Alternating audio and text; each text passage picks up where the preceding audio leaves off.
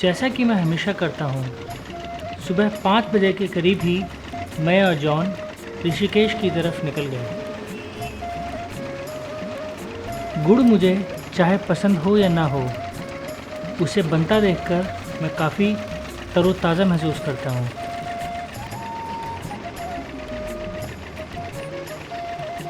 दिल्ली से हरिद्वार के बीच में, खासकर मुजफ्फरनगर के आसपास काफ़ी जगहों पर गुड़ को बनते देखना आम बात है। खतौली, जो रास्ते में ही पड़ता है, वह गन्ने की उपज के लिए काफ़ी प्रसिद्ध है।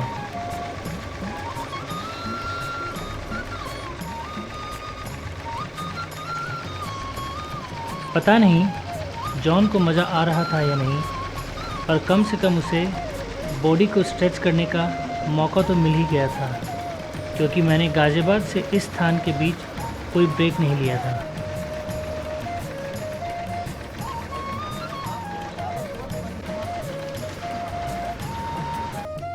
सुबह के करीब 7 बज रहे थे, पर फिर भी हाईवे पर ट्रैफिक बहुत अधिक था।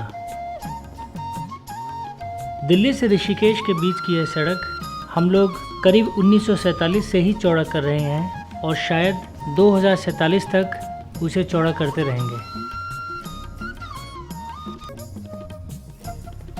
लगभग 10 बजे के करीब हमने ऋषिकेश से चढ़ाई चालू कर दी। देवप्रयाग जाने के रास्ते में ऊपर से गंगा नदी के नीले एवं शीतल बहते पानी को कुछ देर देखना काफ़ी रिफ्रेशिंग रहता है। करीब 45 मिनट के बाद हम लोग चाय के लिए एक स्थान पर रुक गए। इससे जॉन को कुछ फ़ोटो खींचने का और फिर व्हाट्सएप में शेयर करने का मौका मिल गया, और मुझे हमेशा की तरह कुछ लोगों के साथ गपशप करने का।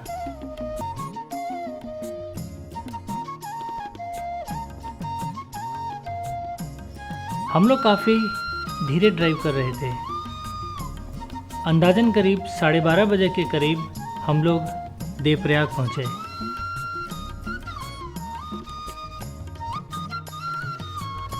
देवप्रयाग एक बहुत ही खास स्थान है।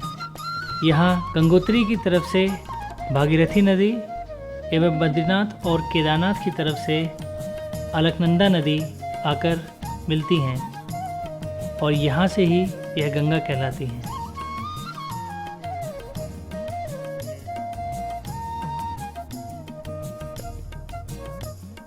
शास्त्रों के हिसाब से इस कॉन्फ्रेंस पर जहाँ दोनों नदियाँ मिलती हैं, स्नान करने का बड़ा महत्व है। पर चूँकि हमें शाम तक चोपटा पहुँचना था, इस कारण हम लोग कुछ देर वहाँ रुककर आगे बढ़ जाना चाहते थे।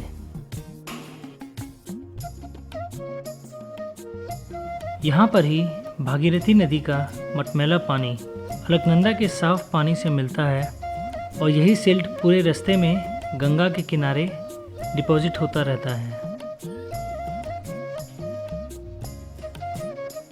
कुछ घंटों तक चलने के बाद हम लोग रुद्रप्रयाग के करीब 8 किलोमीटर पहले एक स्थान पर खाने के लिए रुक गए। लगभग 4 बज चुके थे। यहाँ तक सड़क बिल्कुल ठीक थी, पर अब मैं रुद्रप्रयाग से आगे सड़क को लेकर चिंतित था। 2013 की आपदा में रुद्रप्रयाग से ऊखीमठ के बीच सड़कों को काफ़ी नुकसान पहुंचा था। इस कारण मुझे चोपटा पहुंचने में कितना समय लगेगा, इसका मैं अंदाज़ा नहीं लगा पा रहा था।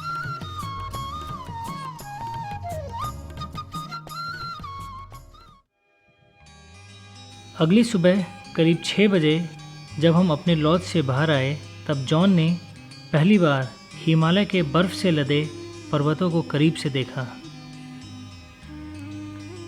एकदम शांत वातावरण था। ठंड तो थी, पर उतनी नहीं जितनी मैं सोच रहा था। मैं 10 साल पहले 2004 में भी यहाँ आया था, और तब सुबह कुछ सेंटीमीटर फ्रॉस्ट की लेयर जमी हुई थी।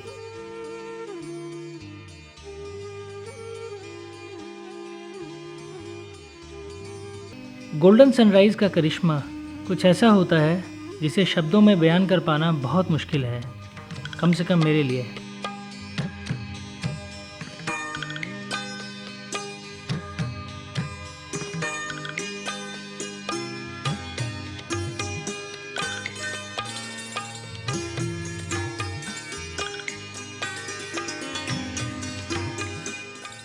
हम लोग एकटक इस नज़ारे को देखते रहे। रात को हम लोग करीब 9 बजे चोपटा पहुँचे थे। सड़क की वजह से आने में हमें कोई दिक्कत नहीं हुई।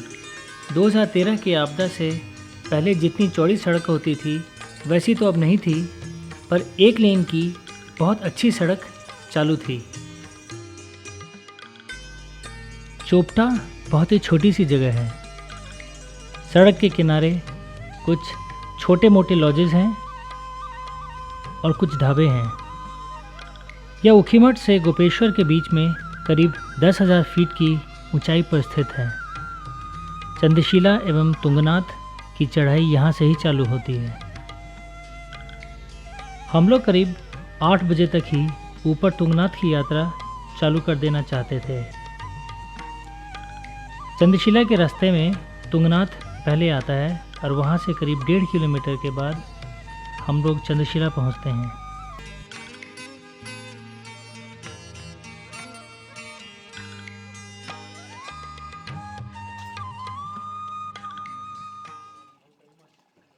हमारे लॉज से कोई 100 मीटर की दूरी पर एक द्वार था जहाँ से तुंगनाथ की चढ़ाई चालू होती थी। मुझे एक पोर्टर की आवश्यकता थी जो कि मुझे यहाँ पर ही मिल गया।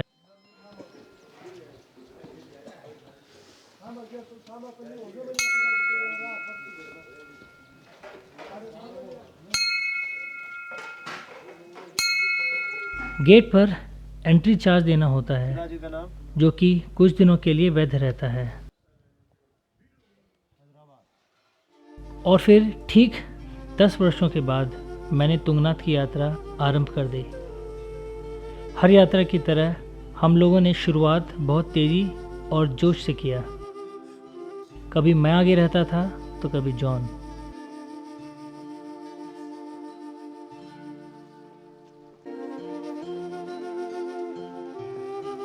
मौसम के मामले में मैं और खुशनसीब नहीं हो सकता था। एक टिपिकल अक्टूबर नवंबर में हम जैसे एक खुले मौसम की कल्पना करते हैं, ठीक वैसा ही मौसम हमें मिला।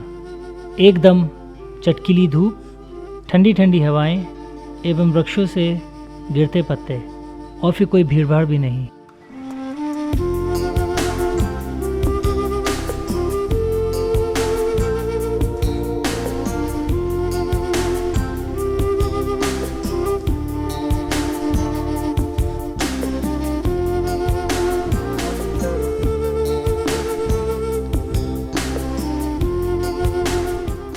कुछ देर चलने के बाद हम लोग एक खुले मैदान में पहुंचे। इन घास के मैदानों को गढ़वाली लोग बुग्याल कहते हैं।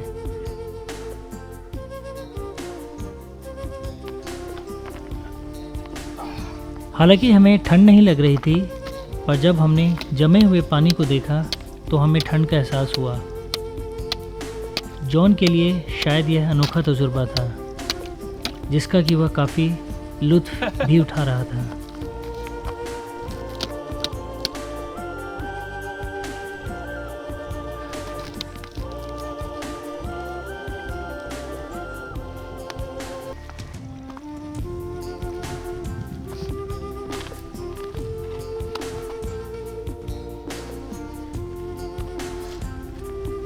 दूसरी तरफ बर्फीले पहाड़ अब और साफ दिखने लगे थे क्योंकि अब हम ऊपर आ गए थे।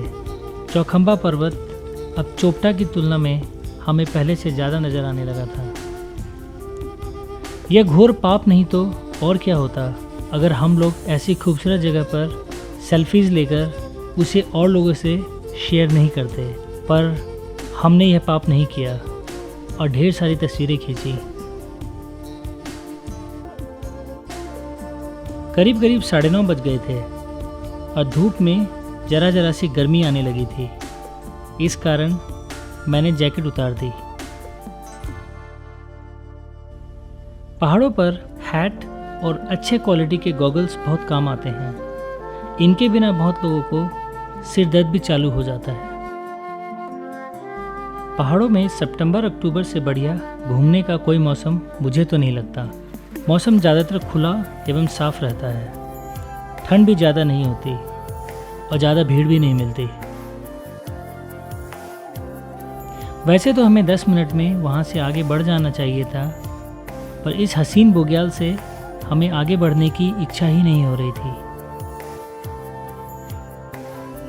हम लोग वहाँ करीब 40 से 45 मिनट तक रुके और आसपास के नज़ारों को एकटक निहारते रहे।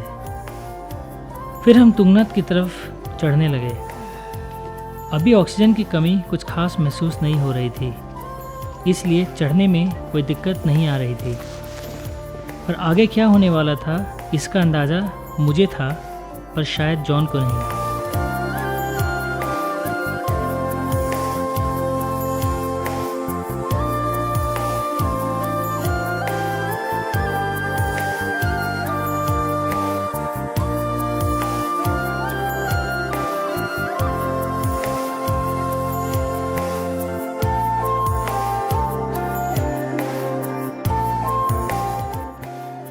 जॉन अब थोड़ा थकने लगा था और उसकी चाल डगमगाने लगी थी, पर यह काफ़ी नेचुरल था क्योंकि ऑक्सीजन रहित वातावरण में चलना मैदानी इलाकों में चलने से काफ़ी भिन्न होता है।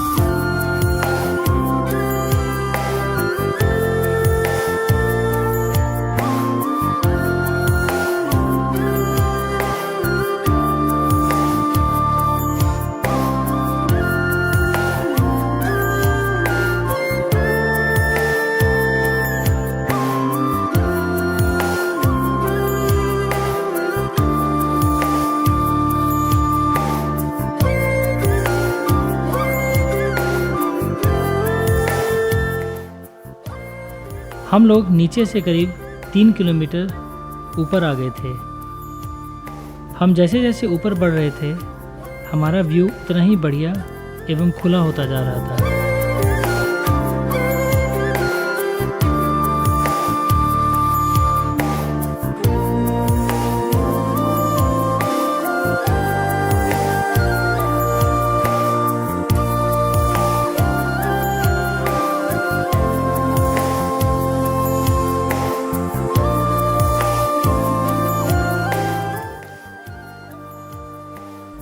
इन जगहों की खास बात यह है कि ऐसे दृश्य को देखने के लिए हमें पसीना बहाना पड़ता है। हमें वहाँ पर बिताए हर एक क्षण को अर्न करना पड़ता है। पानी पिला दे।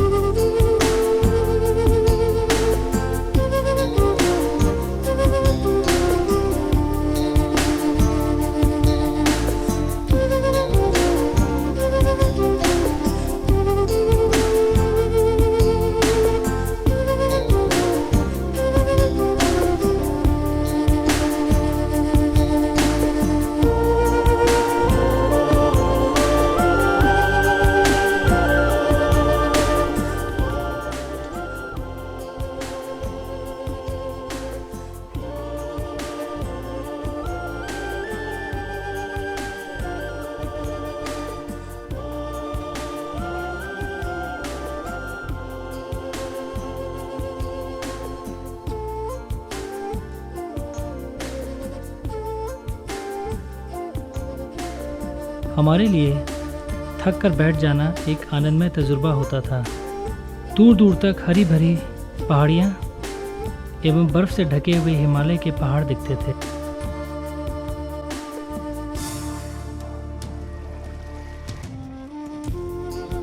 अब हमें तुंगनाथ एवं उसके ऊपर चंद्रशिला साफ नजर आने लगे थे। जगह जगह रास्ते में हमें बर्फ के टुकड़े पड़े दिखते थे, जिससे ठंड का अंदाज़ा लगाया जा सकता था।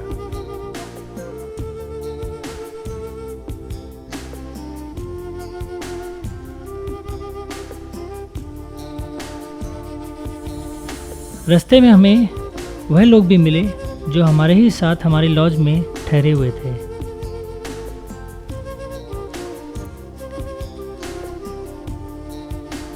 अब हम उस ऊंचाई पर आ गए थे जहां से हमें चौखंबा पर्वत करीब करीब पूरा दिखने लगा था। ऊंचाई पर आने के कारण अब वृक्ष खत्म से हो गए थे और सामने सिर्फ सूखी घास नज़र आ रही थी।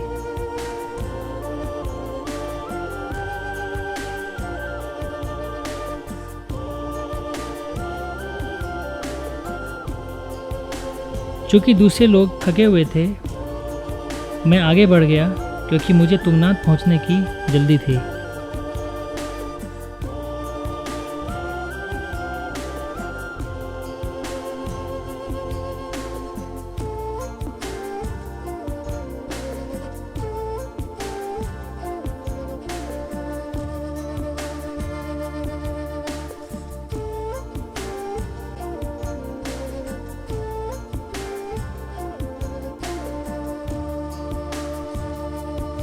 वहाँ एकांत में बैठकर मैं काफ़ी संतुष्ट महसूस कर रहा था। ठीक 10 साल पहले मैं यहाँ अपने एक कज़न वो एक दोस्त के साथ आया था।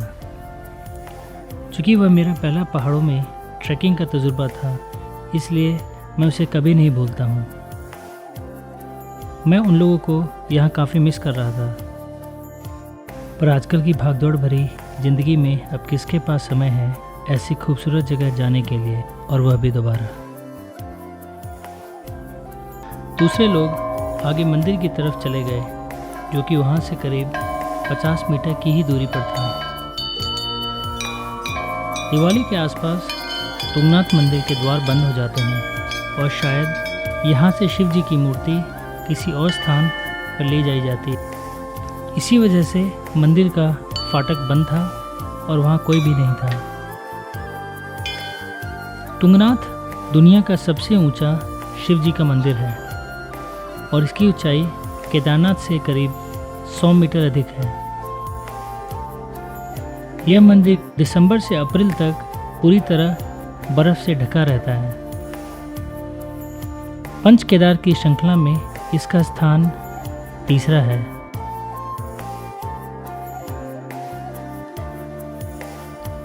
करीब 12 बज गए थे। अब हमने चंद्रशिला की तरफ अपना रुख किया।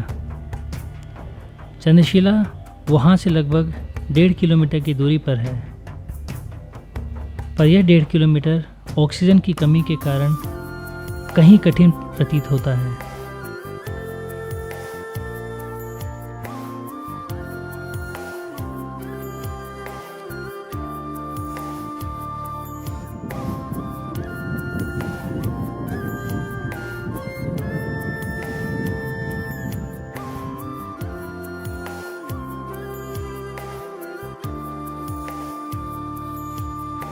रास्ते में जगह जगह आइसिकल्स नज़र आते हैं और कुछ जगहों पर इनसे बचकर चलना होता है, क्योंकि यह चाकू के भांति नुकीले होते हैं। चूँकि पानी बर्फ़ में तब्दील हो चुका होता है, कुछ कुछ जगहों पर हमें ध्यान से चलना पड़ता है, नहीं तो फिसलने का खतरा रहता है। यह बात जॉन ने मुझे बताई नहीं थी कि उसे ऊंचाई से डर लगता है। इसके बावजूद भी उसका यहाँ पर आना उसके मेंटल स्ट्रेंथ का परिचय था।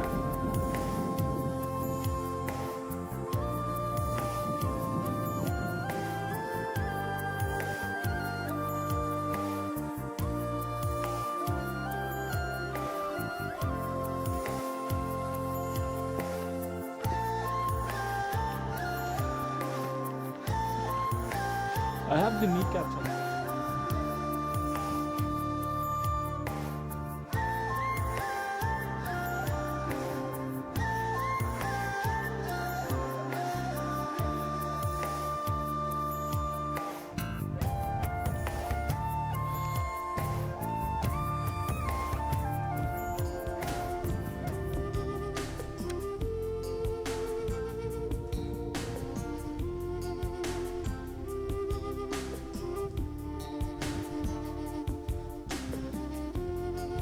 amazing experience.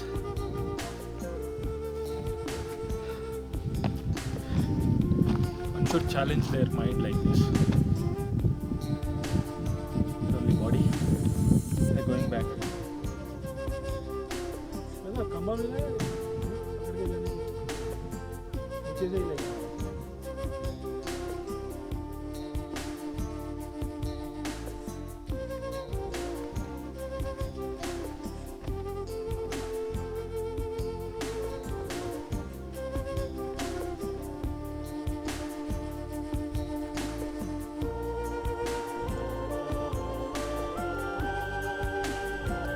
इस 1.5 किलोमीटर के रास्ते को हमने करीब करीब 1.25 घंटे में पूरा किया। हम तीनों लोग एक एक करके ऊपर पहुँचे। मैं सबसे आखिर में पहुँचा।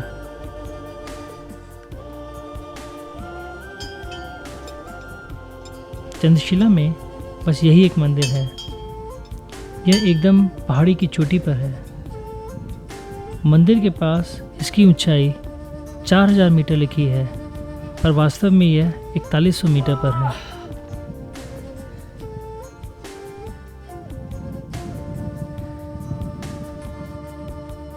हमारे साथ जो लॉज में ठहरे थे, उनमें से 2 लोग चंद्रशिला के रास्ते से ही वापस हो गए और बाकी 2 हमारे कुछ पात ऊपर पहुंच गए।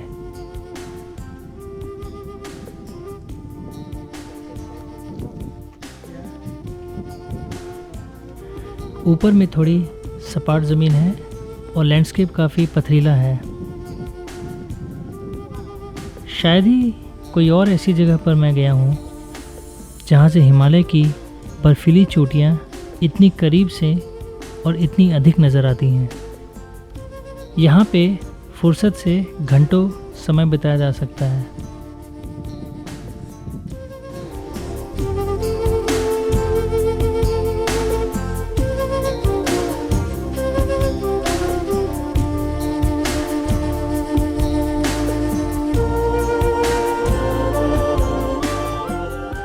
चंद्रशिला चूँकि पहाड़ी के टॉप पर है, इसलिए वह 360 डिग्री का व्यू देता है कि एक तरफ बर्फ़ से ढकी पहाड़ियाँ नज़र आती हैं तथा दूसरी तरफ हरे भरे पहाड़।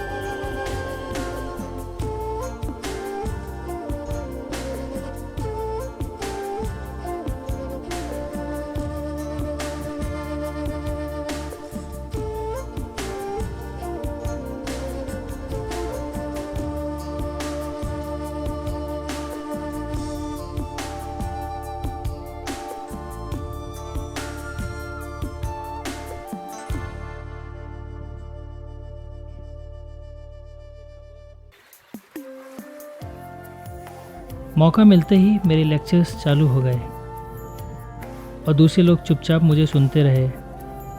फिर मैं भी कुछ देर के बाद शांत होकर बैठ गया और पर्वतों को निहारने लगा।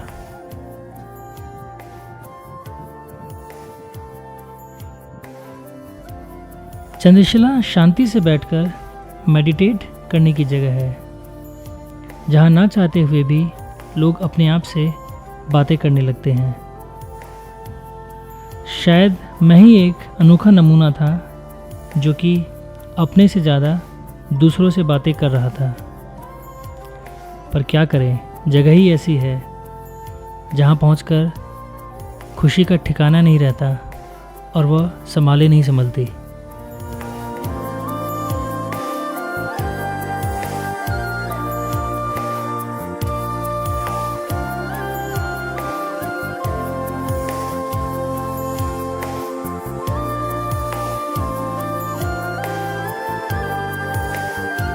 कुछ एक पीक्स जो यहाँ से बहुत पास दिखते हैं, उनमें से चौखंबा, नंदा देवी एवं हाथी पर्वत प्रमुख हैं। इन पर्वतों की जितनी भी तस्वीरें खींची जाएं, कम ही लगती हैं।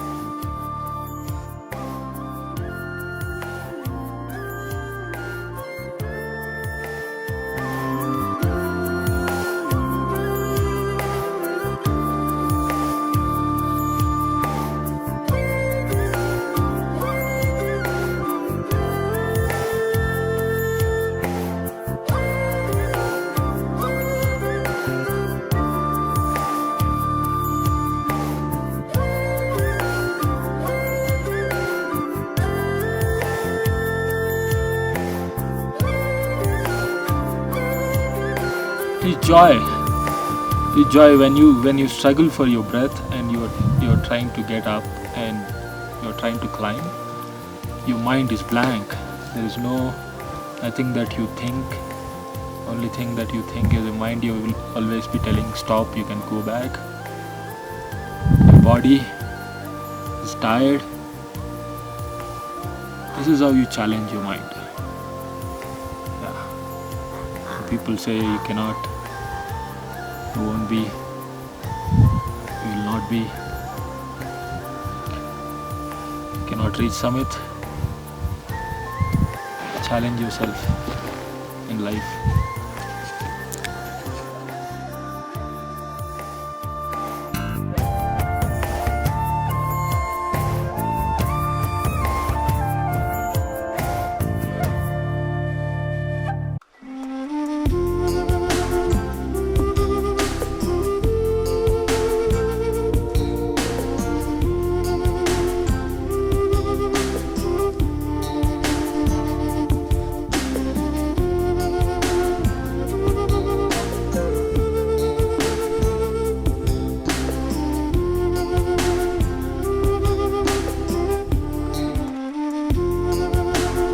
इसी बीच दो और लड़के आए और जो दो लोग हमारे साथ थे वह लोग नीचे की तरफ निकल गए।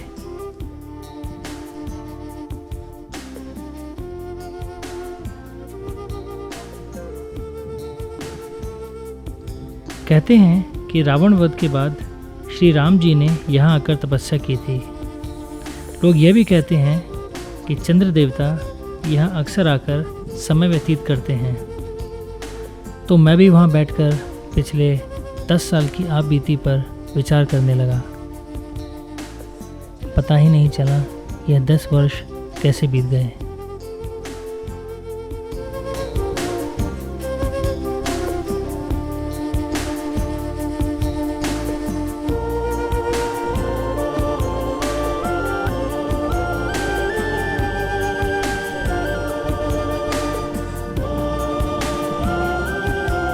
लगभग 4 बज चुके थे और हम लोग नीचे जाने के लिए तैयार हो गए। नीचे उतरते वक्त हमने तुंगनाथ में बैठकर सनसेट देखने का कार्यक्रम बनाया। क्योंकि अब हमारे पास समय थोड़ा अधिक था, इसलिए हम लोग चंद्रशिला और तुंगनाथ के बीच करीब आधे घंटे के लिए रुककर दृश्य का आनंद लेने लगे। यह पूरा इलाका मस्क डियर सेंचुरी में आता है।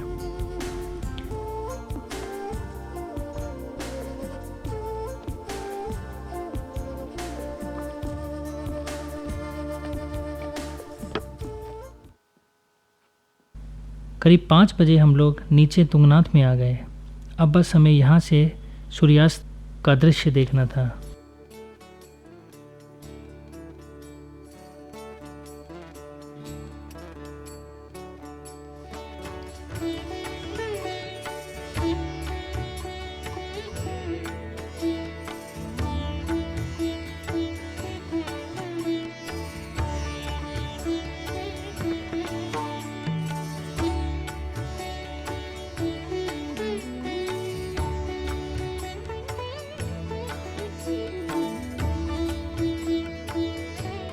शाम होते होते सारा वातावरण संतरी रंग में रंगता जा रहा था, जो कि बाद में गुलाबी छटा में तब्दील हो गया।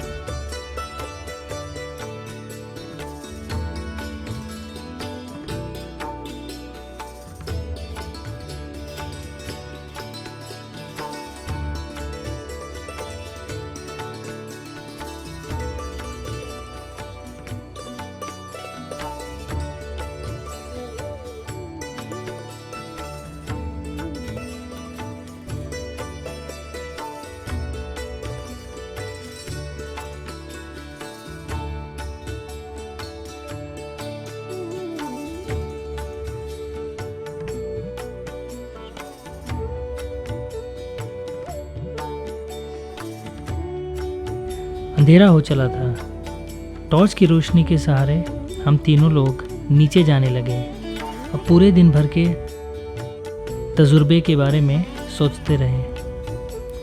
नीचे पहुंचकर हम लोगों ने कुछ खाना खाया और ऊखीमठ की तरफ निकल चले, क्योंकि अगले दिन हमें मद्महेश्वर की यात्रा वहाँ से ही चालू करनी थी।